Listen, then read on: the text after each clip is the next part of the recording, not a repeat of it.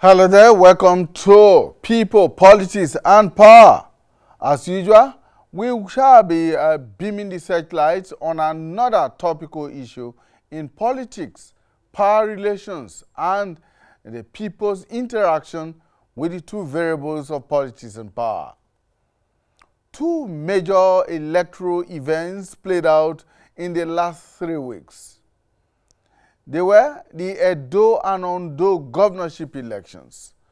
From the perspective of election observers and monitors, the thread seemed to have run through both elections. As with previous elections in recent years, that noticeable trend is that of vote trading. The practice of offering money for votes or the buying of permanent voters' cards by desperate politicians and the collaboration of equally desperate card holders and prospective voters. The practice, which became very pronounced when the Independent National Electoral Commission (INEC) introduced measures that made ballot box snatching, result writing, and other electoral malpractices a futile exercise, has become very, very worrisome. Both in the Edo and Ondo elections, observer groups and the media reported serial cases of vote selling and buying, otherwise known as vote trading. In Saturday's Ondo election, the political parties were said to have set aside huge sums of money for vote buying in each polling unit, ranging from 3,000 naira to 7,000 naira per voter. Of course, not every kobo of the earmarked sum got to the willing seller, as middlemen and women shortchanged them and made away with some chunk of the money. Security agents and even electoral officials also reportedly got their own allocations of the vote trading money.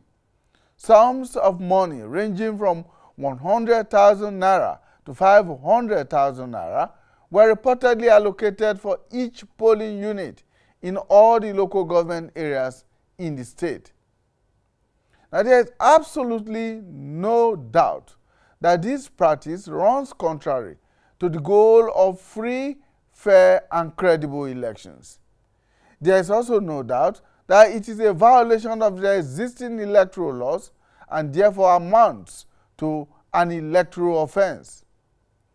Vote trading has a practical impact of altering the will of the electorate, which is freely and voluntarily given at the polls in their bids to choose their representatives at every level.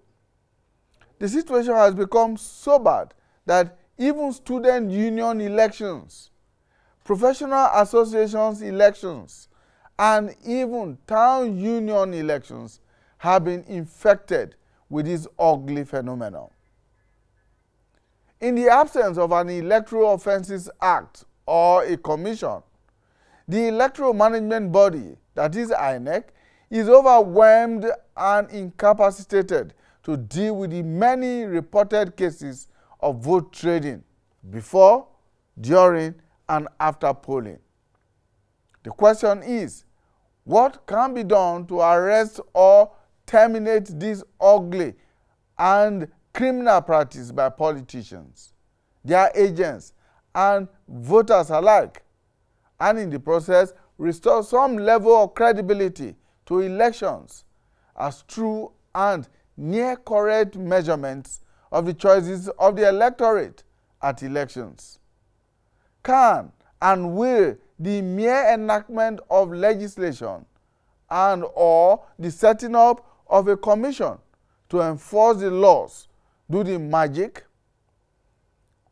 Will the mindset and behavioral attitude of the desperate office seeker be tempered by the enactment and enforcement of laws prohibiting vote trading?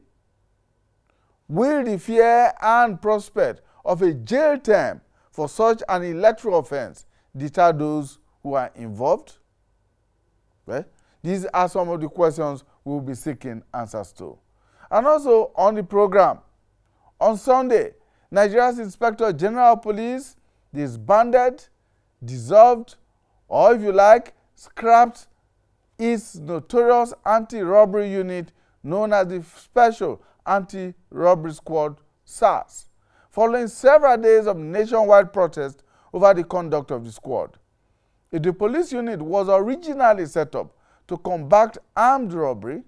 Over the years, it has become a murderous squad, intimidating, molesting, harassing, extorting, and killing innocent Nigerians, especially young people.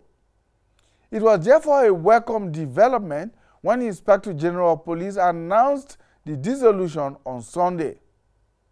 But to be sure, this is not the first time the squad is being scrapped by the police authorities. But it has always managed to re-emerge each time. The concern now is, will it be for real this time around? What are the guarantees that are being put in place by the police authorities?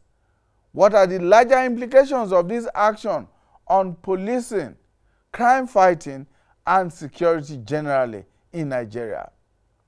What needs to be done to thoroughly reorient the average police personnel to see himself or herself as a civil, people-friendly individual and not as an enemy of the very people that he or she is paid with taxpayers' money, for that matter, to protect?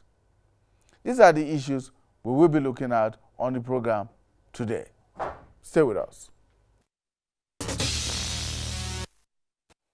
All right, we will be back in a moment to continue with our discussion, and we'll be looking at vote trading, which has become a permanent feature of elections in Nigeria for some years now.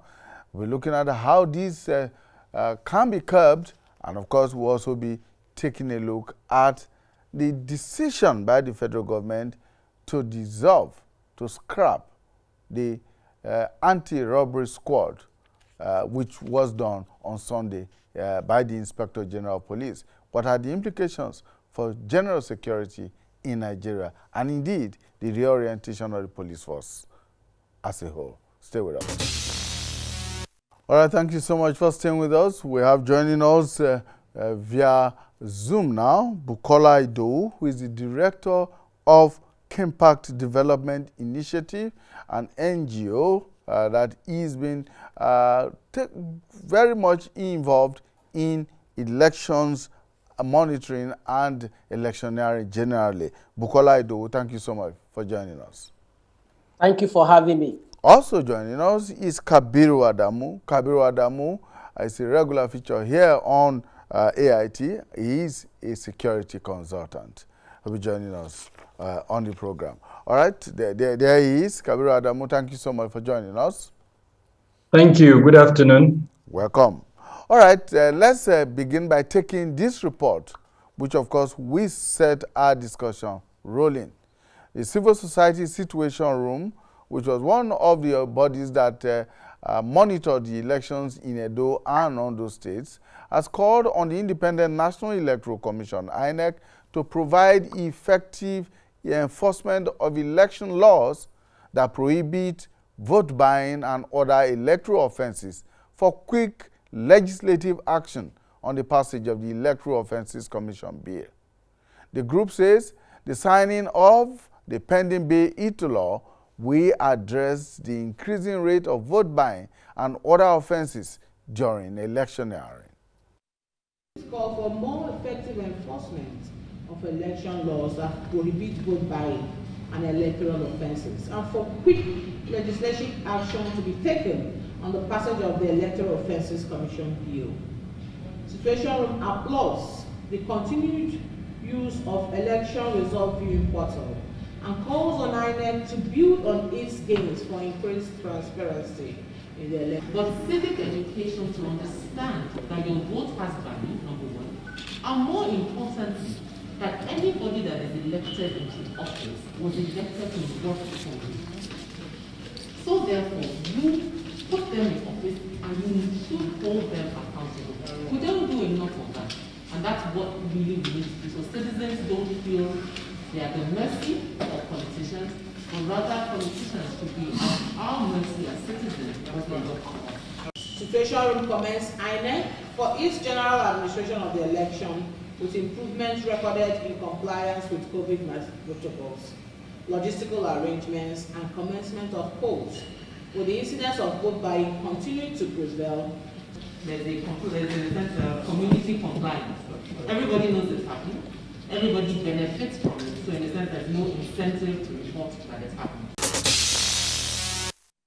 All right, there you have it, the civil society situation room that was in Akure for the Ondo State governorship election. And of course, that takes us to our first discussion point today, which is vote trading, which has become a very ugly phenomenon in Nigerian elections. Bukola Idowu, let's begin with you.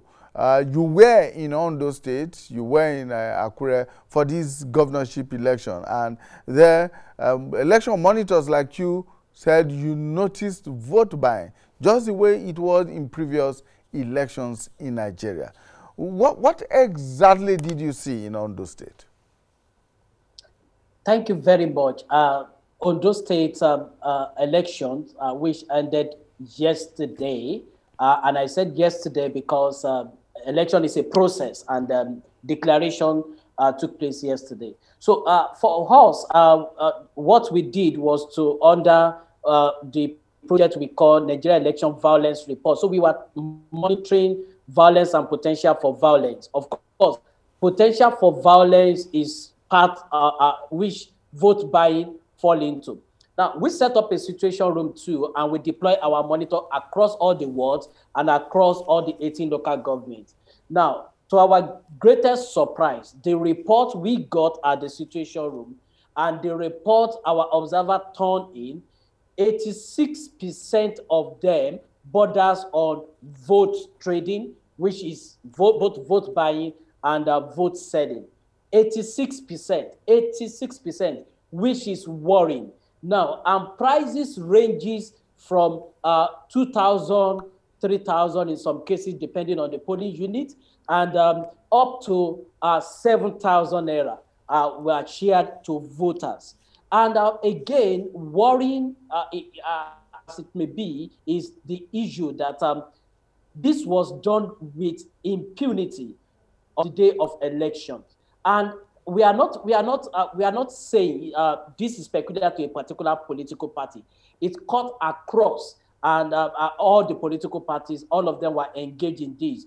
Probably some were able to have more spending power than the other. But this was rampant, and this was what we can say Ondo governorship election. For us too, this also happened to the extent that the security agencies were not left out. We had reports, and our monitors reported cases. I mean, we have like a case where security agencies were also fighting because the other security agency that got the money to share with other colleagues, I think, were cheating them. And that sparked another controversy about the security agencies, and they started fighting. Now, these are the people that should arrest the offenders, and they also were fighting on this issue of vote buying. Again, where we are concerned is the rate at which security agencies looked the other way while this was going on in almost all the polling units. And this is something that is not good for our democracy. And what the implication here is this: there is a way to suppress the choice of the people. Now, and we have it in, the impact is in two dimensions. Number one, there are people that get to the polling unit who are undecided voter. And we all know the undecided voter got to the place and they go for the highest bidder.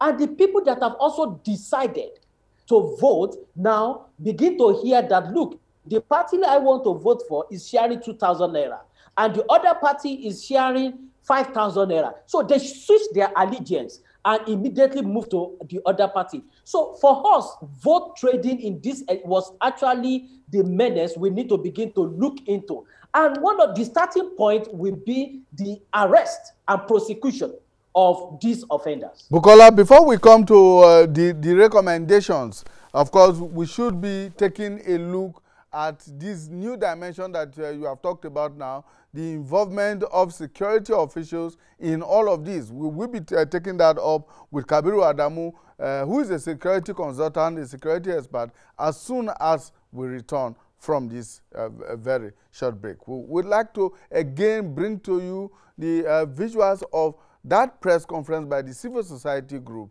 in which of course they discuss this phenomenon of vote buying, vote selling, or vote trading, as it is now called. Stay with us. It's called for more effective enforcement of election laws that prohibit vote buying and electoral offences, and for quick legislative action to be taken on the passage of the Electoral Offences Commission Bill.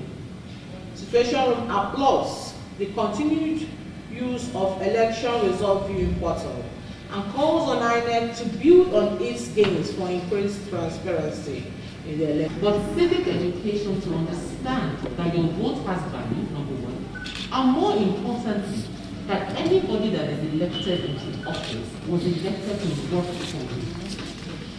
So therefore, you put them in office and you should hold them accountable. We don't do enough of that.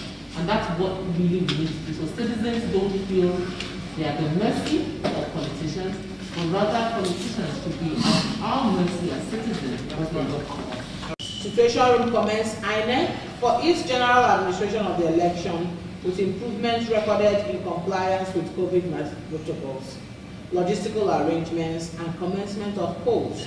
With the incidence of vote buying continuing to prevail, there's a sense of community compliance. Everybody knows it's happening. Everybody benefits from it. So in a sense, there's no incentive to report that it's happening. All right, so the civil society organizations are saying, for instance, that almost every critical stakeholder in the electioneering process is being or getting involved in this vote trading habit. Now, Mr. Kabiru Adamu, you recall that this phenomenon became, should I say, popular or reared its head just as the Independent National Electoral Commission seemed to be introducing new measures to forestall the incidence of vote rigging. Well, before now, it was snatching of ballot boxes openly at the polling stations, and then, of course, writing of reports or results, even before elections are held. But with INEC taking one step, it does appear that the politician and even the willing seller of votes is one step ahead. Exactly. That deftness, that innovation, that negative innovation, if I will qualify it, with which politicians mainly and their supporters engage in ways to subvert the attempt by INEC to introduce a fair playing ground for the elections to hold is what I would say is quite alarming. These are gaps, unfortunately, that are being exploited by these persons who engage in such acts. The laws are there. The Electoral Act 2010 is very clear that vote trading, if I'm right, Article 130 of that act says clearly that vote buying is a criminal offense. And then, of course, even for political parties, the 2018 revised Code of Conduct for Political Parties is very clear. It says that vote buying is a criminal offense. So that takes us to the next step, compliance. The security agencies that are supposed to provide the environment for elections to hold, unfortunately, in this instance, are the ones that are being accused, just like my co-discussant had mentioned. But suffice to say that this is not new. Unfortunately, our electoral history has shown in previous elections the involvement of security agencies one way or the other, either the collection of bribe or even aiding and abetting this type of vote trading, as it were. So that takes us to the next step. I know that just before the Edo election, INEC introduced guidelines and code of conduct for security agencies through the platform of the Interagency Consultative Committee on Electoral Security. I have looked closely at those guidelines. There are no aspects that speak, directly on this particular issue that we're talking about. So I guess INEC needs to go back and, introduce levels of compliance as well as integrity that with regards to the conduct of security agencies during the electoral practices. The next point would be monitoring and evaluation during the election itself, so that such infractions are taken note of and corrected either immediately or post-election. I know that INEC would hold post-election meetings where they would brainstorm on some of these developments.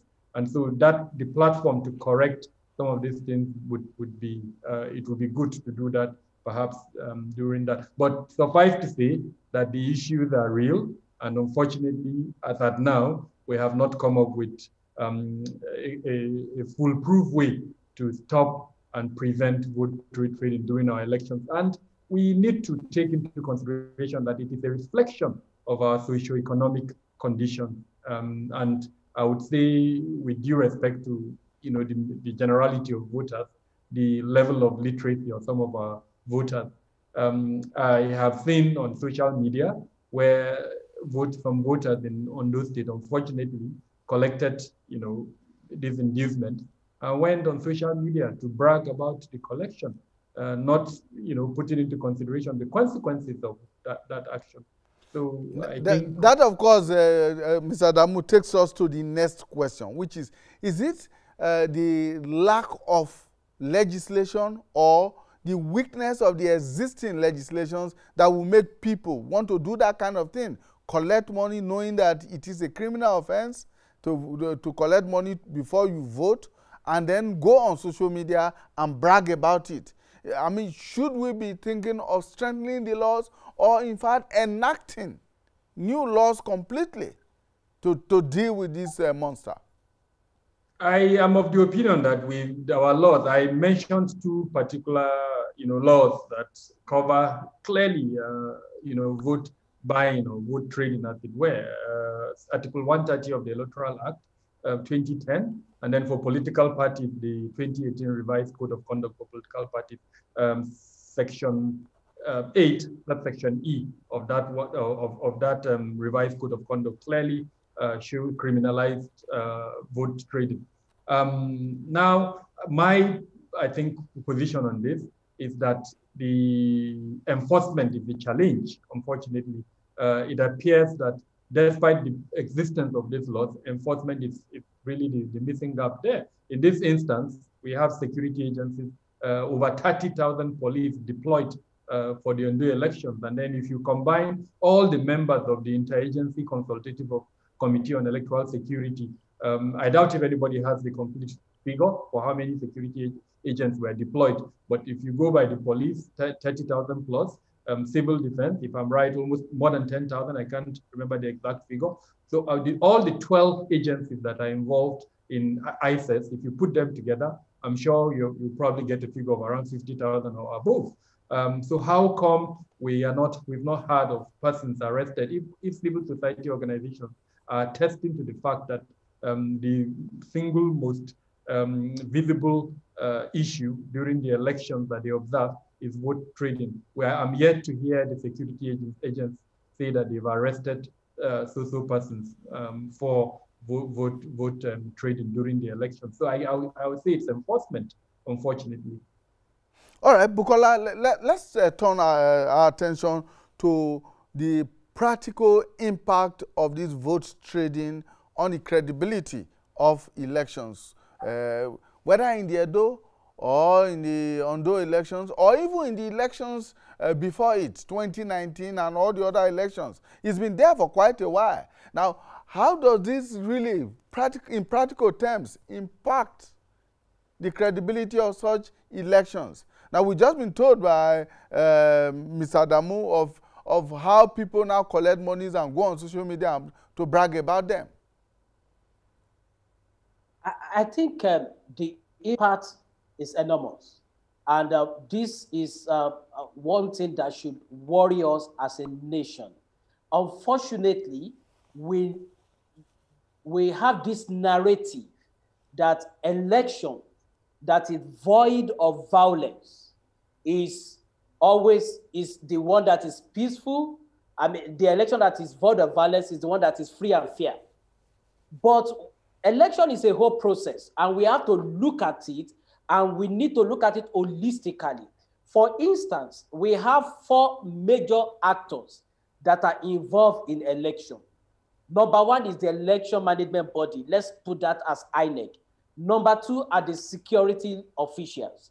Number 3 are the political parties, which are canvassing for vote. And number 4 are the voters. But what we have in the elections has been that the voters, which is at the bottom of the ladder, sell their vote to the political party, who canvass for that vote to be sold. Now, security agencies headed in some instances or turn their eyes of their faces away, and then INEC become helpless. Now, this now begin to talk about the number 1 impact. The number 1 impact is voter apathy, which means people who cannot and who doesn't have, they have the integrity, and the integrity is intact, not to collect money, don't want to come out because they know if I vote and I don't vote, the people that collected money will overshadow our collective decision of those of us who are not interested in collecting money. Then what about the social ridicule?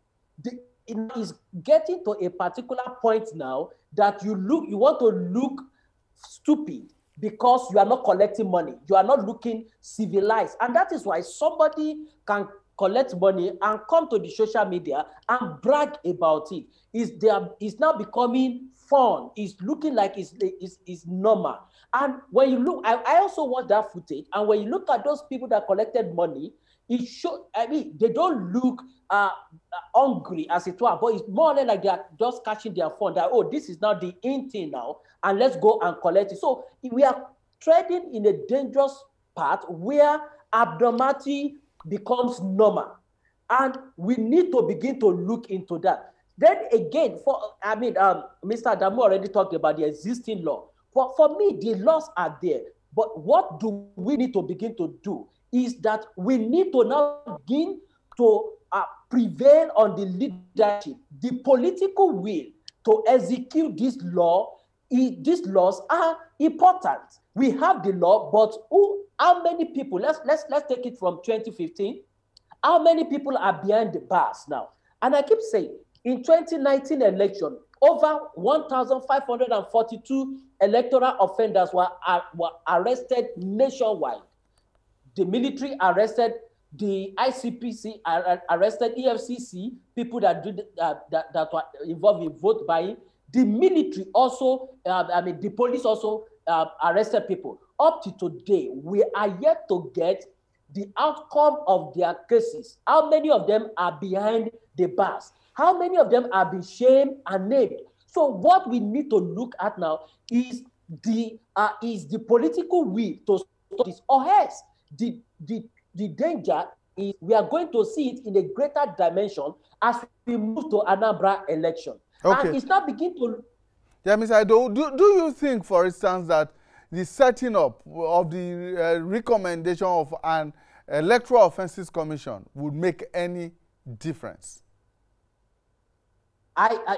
Yes, it will make a lot of difference. But before we get to that particular level, we need to first of all look at the arrangement of our polling units.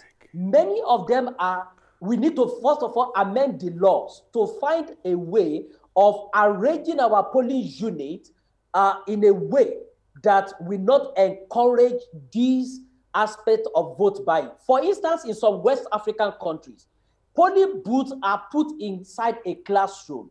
So you don't come, even if you want to flash who you are voting for, it's difficult because you go into that classroom alone to vote and you are not going there with your phone to snap.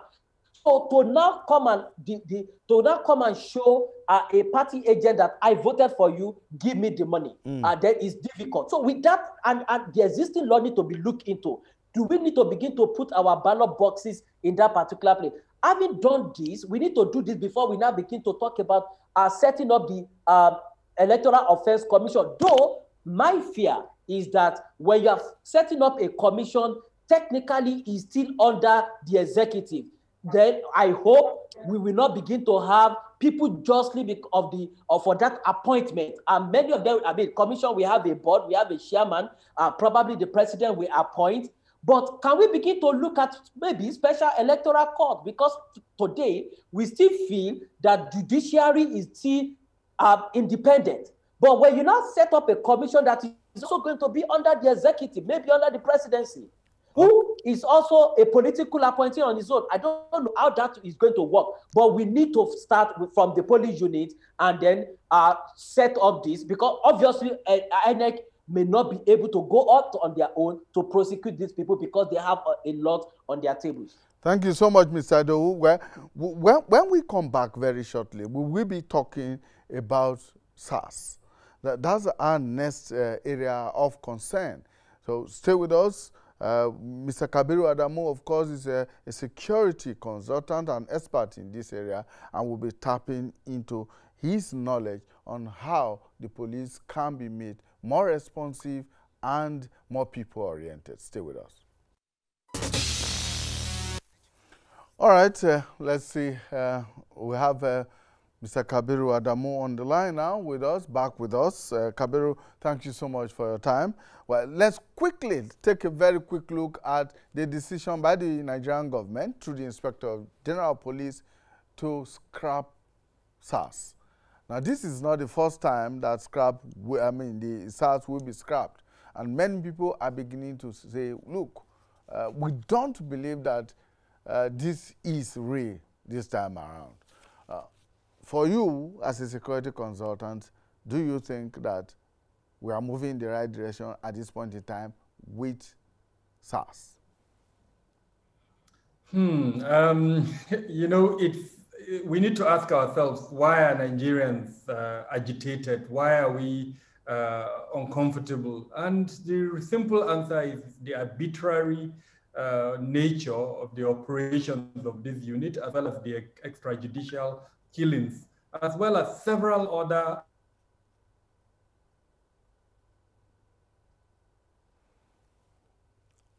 Is Mr. Kabiru still with us? Can you see us?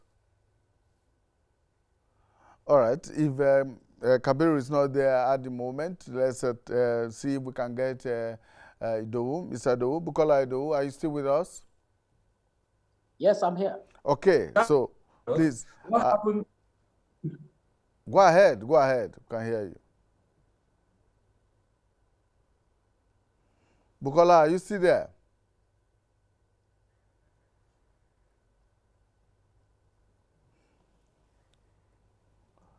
Okay. Hello? Okay, go ahead, Bukola. Yeah. We seem to be having some technical challenge. Okay, Kabiru is back with us. Kabiru, let's proceed with what we were talking about. So I was saying that if the IG has disbanded the unit, what of the personnel that make up the unit? Will they be dismissed from the police force? And if they are dismissed, what happens to the knowledge that they have of security and weapon handling? Nobody has told us that. So that is the crux of the matter. I think what we require is a police reform. And if you allow me a few seconds, I will read from a report by Agnes Callamant, the Special Rapporteur on Extrajudicial, UN Special Rapporteur on Extrajudicial Killings. She came to Nigeria last year, released a report at the end of her visit, September 2019, and that report is instructive to our discussion. I'll quickly read through it. She says the Constitution allows for broad use of lethal force, including for the defense of property, while the provisions of the Code of Criminal Procedure, the Administration of Criminal Justice Act, the Police Order 237 authorize the use of force without adequately restricting the nature of the force and setting out the principles of necessity and proportionality. These laws were criticized in the 2006 report of the then Special Rapporteur on Extrajudicial Killings and were singled out by the UN Human Rights Committee concluding observations of Nigeria in 2019. Now, what this tells us is that it is not a problem unique to SARS. It is a systemic problem that has been identified by experts that require a reform, a total reform, not just specific to SARS. And perhaps in the course of the discussion, we can talk on the aspects of those reforms that is required. All right. Thank you so much, Kabiru Adamu. Let me quickly harvest the views of Mr. Bukola Idowu on this matter very quickly.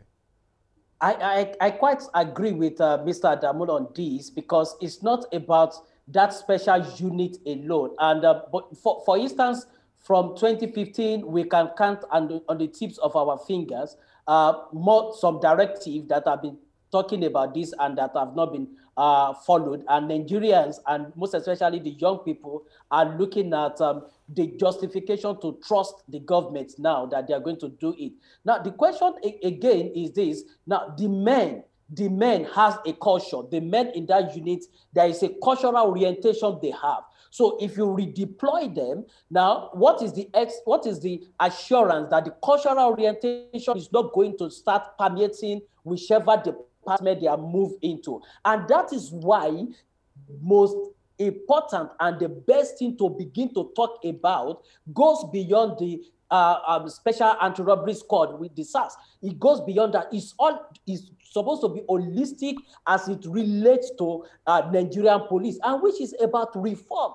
See, for Nigerians to trust this present administration about this, there has to be concrete step, practicable, outlined, and then with timelines on how these reforms are going to be carried out. It goes, see, now the people at the counter that you go to the place, to the station, and you have the the sign there that bail is free. They are not part of the SARS, but you find the endemic corruption right there on the counter, right there on the people checking the document of the car. So for us, it's supposed to be holistic. And let me say this, I dropped this thought before now, is this. Now, any nation that must develop and the rule of law must take effect, must start from the security agency, most especially the police. And if Nigeria can get the policing right, I am sure we are 60%, our problems are 60% solved. All right, thank you so much, Bukola Idowu. Mr. Kabiru Adamu, I'd like to tell you that you brought to the fore the whole issue of comprehensive reforms in the police. That will be the subject of another full program and discussion.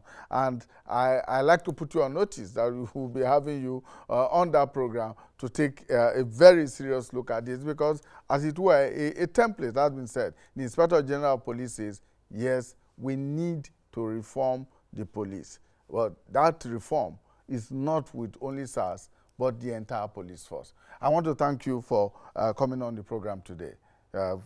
Thank you for having me.